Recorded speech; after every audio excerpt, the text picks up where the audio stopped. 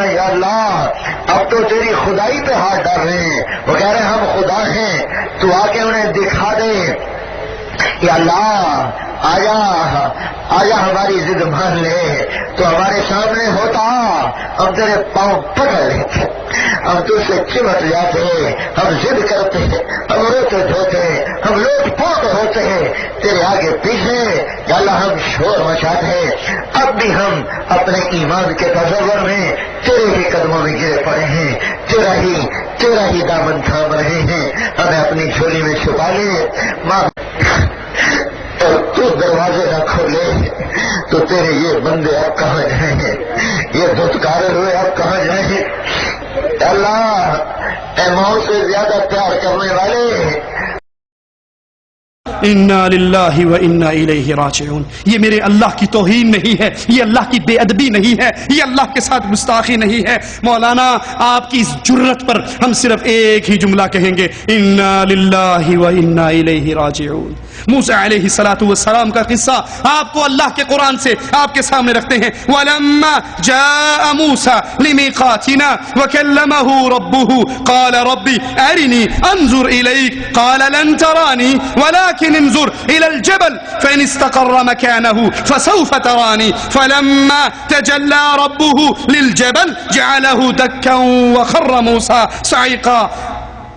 موسیٰ علیہ السلام اللہ کی ملاقات کے لیے گئے، کہا اللہ میں تیرے طرف تیرے چہرے کو دیکھنا چاہتا ہوں، تیری زیارت کرنا۔ یہ نہیں کہا جو مولوی طارق جمیل کہہ رہے ہیں تجھے اپنی گود میں بٹھانا ہے، تیرے ساتھ چمٹنا ہے، تیرے پاؤں پکڑنے ہیں، تیرے گلے لگنا ہے، تجھ سے لگ کر رونا، لا حول ولا قوت الا باللہ۔ صرف اتنا کہا، اے اللہ ربی ارینی انظر الی، اللہ تجھے دیکھنا چاہتا ہوں۔ مالک کہتا ہے لن ترانی، تو مجھے نہیں دیکھ سکتا، اس پہاڑ کو دیکھ، اگر یہ ٹہرا رہا ہم ایک تجلی اس پہ ڈالیں گے، اگر یہ ٹہرا رہا تو مجھے دیکھ لے گا۔ اللہ نے پہاڑ پہ تجلی ڈالی، پہاڑ ریزہ ہو گیا، موسیٰ علیہ السلام بے ہوش ہو کے گر گئے۔ وہ پہاڑ رب کی ایک تجلی کو برداشت نہیں کر سکا، اور یہ اللہ کے ساتھ کتنی بے ادبی ہے، کتنی گستاخی ہے، کتنی توہین والے جملے ہیں کہ اللہ تو میری گود میں آ جا، اللہ تو اور نیچے آ جا، تیرے پاؤں پکڑنے کو جی چاہتا ہے، تیرے گلے لگنے کو جی چاہتا ہے، تجھ سے چمٹ کے رونے کو جی چاہتا ہے۔ جب محمد الرسول اللہ کہہ رہے ہیں میں نے اپنے اللہ کو نہیں دیکھا، اور کیسے دیکھتا،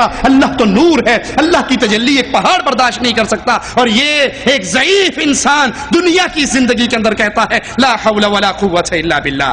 مولانا فرماتے ہیں فاطمہ رضی اللہ تعالی عنہا نے خادمہ سے پانی منگوایا، غسل کیا، اپنی چارپائی کو کمرے کے درمیان میں کیا، اور پھر غسل کیا، کپڑے پہنے، اور کہنے لگی علی باہر گئے ہوئے ہیں، جب علی آئے تو انہیں بتا دینا میں نے غسل کر لیا، میں نے کپڑے پہن لیے، نہ میرے کوئی کپڑے اتارے، نہ مجھے دوبارہ غسل کروائے۔ یہ کہا اور فاطمہ گئی، ساتھ ہی انتقال ہو گیا۔ لا حول ولا قوت الا باللہ۔ حضرت جی یہ روایت کہاں ہے، یہ کون سی کتاب میں ہے؟ ہمارا سوال آخری وقت تک آپ سے باقی رہے گا۔ اور پھر فاطمہ کو موت کی خبر کیسے ہوئی؟ اللہ اپنے نبی کو تو بتاتا ہے، نبی کو تو اختیار دیتا ہے کہ چاہے دنیا میں رہو، چاہے ہمارے پاس آ جاؤ۔ یہ فاطمہ رضی اللہ تعالی عنہا کو اختیار کیسے ملا؟ اور پھر قرآن کی اس آیت کا ترجمہ کیا کرو گے؟ وما تدری نفس بأي ارض تموت، کسی جان کو نہیں پتا وہ کہاں مرنے والی ہے، اس کو موت کہاں آنے والی ہے۔ مولانا طارق جمیل سیدوں کی تعریف بیان کرتے ہیں، ذرا سننا۔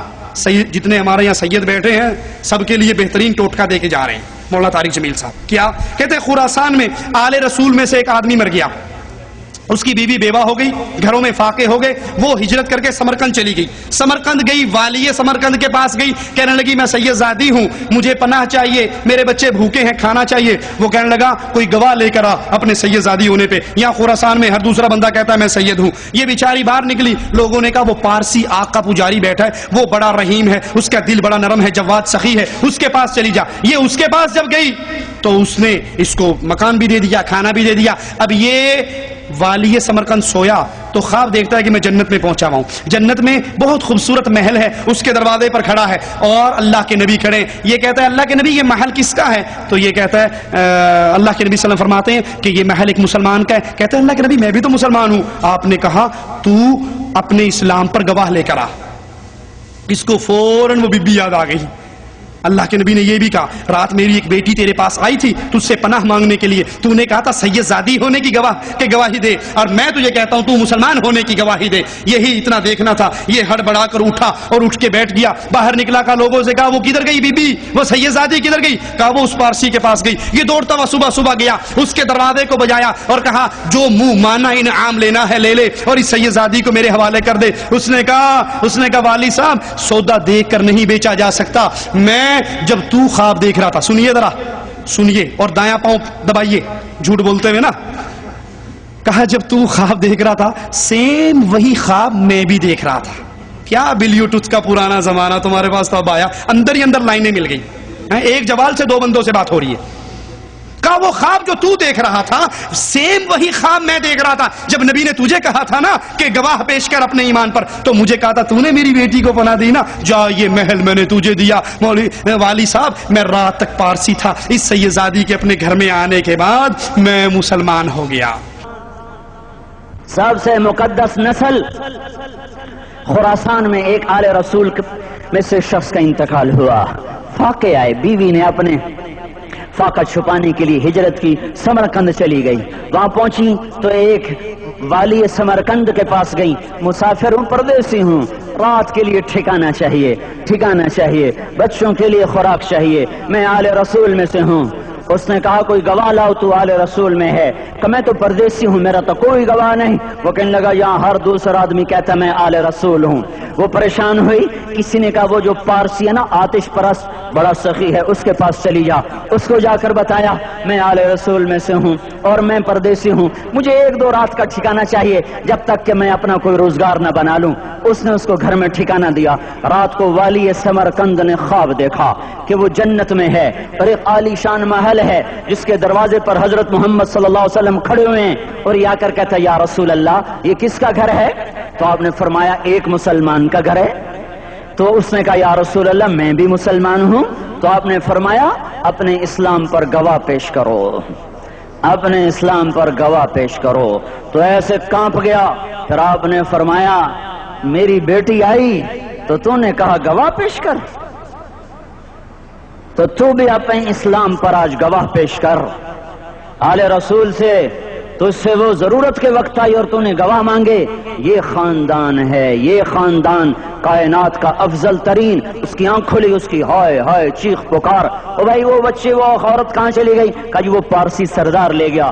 جا صبح صبح دھما دھم اس کا دروازہ جا کر کھٹکھٹایا. او بھائی منہ مانگا انعام لے لے, وہ خاندان مجھے واپس کر دے. تو اس کی آنکھوں میں آنسو آ گئے. کہا آقا سودا بن دیکھا تھا تو ہو جاتا, دیکھنے کے بعد سودا نہیں ہے. میں اس گھر اس عورت اور ان بچوں کو پناہ دیتے ہی اللہ نے میرا دل کھولا, میں مسلمان ہو گیا, میرے بچے بھی مسلمان ہو گئے. میں شام تک پارسی تھا, میں سویا ایمان کے ساتھ, اور جس وقت تم خواب دیکھ رہے تھے اسی وقت میں بھی وہ خواب دیکھ رہا تھا. جب تجھے دھتکارا جا رہا تھا تو مجھے اللہ کے رسول کہہ رہے تھے یہ محل تجھے دیتا ہوں, یہ محل تجھے دیتا ہوں. ٹھیک ہے, اب سوچئے یہ جو خواب اس نے دیکھا یہ غیب کی خبر. ایک ہی سوال, اس پارسی کو جو رات کو مسلمان ہوا یہ کیسے پتا لگا کہ یہ والی سمرقند نے خواب دیکھا ہے؟